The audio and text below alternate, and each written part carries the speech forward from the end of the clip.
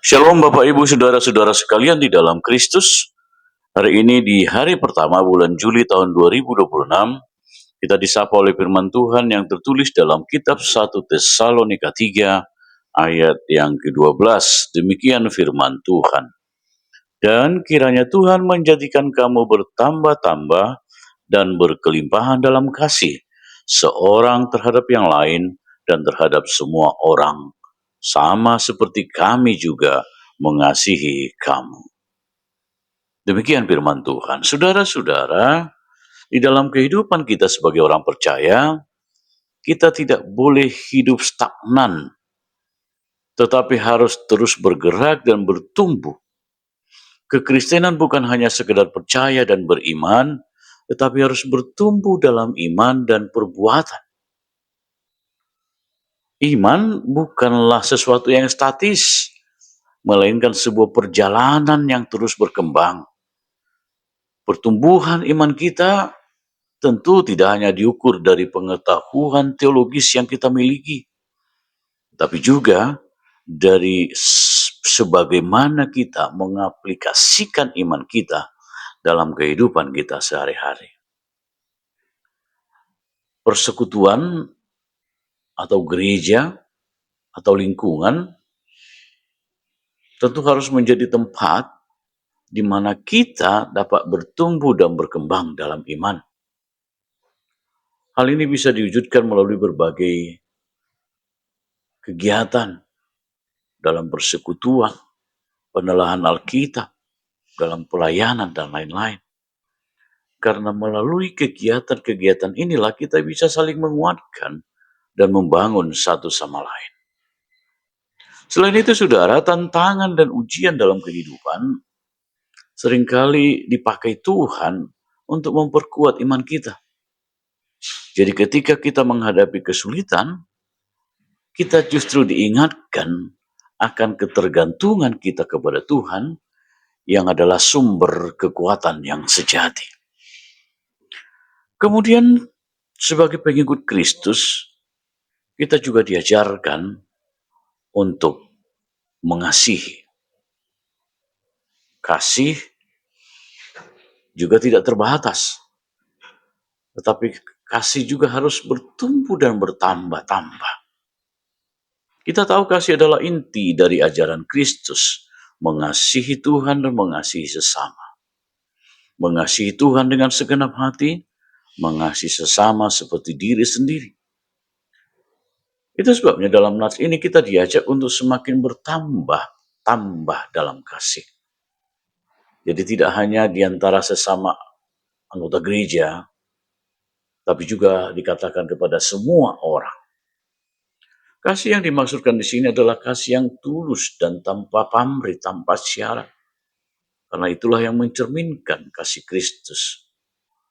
Dalam konteks persekutuan gereja, kasih ini juga bisa diwujudkan dalam sikap saling peduli, saling mendukung, dan saling mengasihi.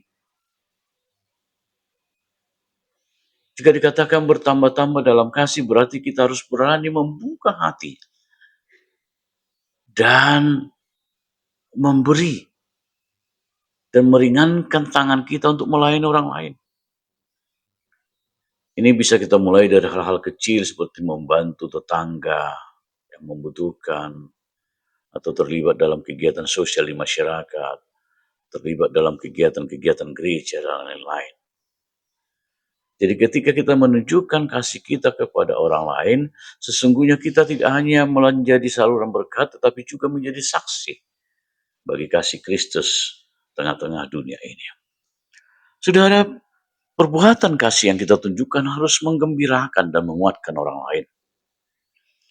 Sehingga lewat perbuatan kasih kita akan menarik orang lain untuk mengenal Kristus sebagai sumber kasih yang sejati. Kasih yang menggembirakan dan menguatkan ini bukanlah usaha kedagingan kita yang terbatas, tetapi harus dengan pertolongan Kristus, dengan pertolongan Tuhan kita bisa melakukannya. Dengan pertolongan Tuhan kita bisa mengasihi secara radikal. Bahkan Kristus mengajarkan kita untuk mengasihi orang yang menyakiti kita. Karena apa? Karena kita tahu Kita telah dibenarkan oleh iman kepada Yesus Kristus. Kristus yang telah mengosongkan dirinya dan turun ke dunia ini memberikan seluruh hidup dan nyawanya di kayu salib karena kasihnya kepada kita. Sehingga saat kita menyadari bahwa seluruh hidup kita dijamin oleh kasih karunia Tuhan, maka kita akan mulai mengalirkan kasih itu kepada sesama kita, kepada keluarga, kepada sahabat, bahkan orang-orang asing yang ada di sekitar kita. Dan disitulah kita akan menemukan kepuasan sejati. Selanjutnya saudara-saudara, sebagai orang percaya, kita juga memiliki panggilan untuk menjadi garam dan terang dunia. Artinya hidup kita harus berdampak bagi keluarga, bagi gereja, bagi lingkungan, bahkan bagi dunia. Berdampak bagi dunia berarti kita tidak hanya hidup untuk diri sendiri, tapi kita memiliki tanggung jawab untuk melayani dan memberikan dampak yang positif bagi lingkungan sekitar kita. Nas hari ini mengingatkan kita bahwa pertumbuhan iman dan kasih yang kita jalani harus berujung pada tindakan nyata yang membawa kepada perubahan. Oleh karena itu, saudara-saudara, mari kita berlomba-lomba melakukan perbuatan kasih kepada semua orang dan bertambah-tambah setiap waktu. Karena Kristus telah terlebih dahulu memberikan kasih-Nya yang tidak terbatas kepada kita dan terus mengasihi kita sepanjang zaman. Amin. Kita berdoa.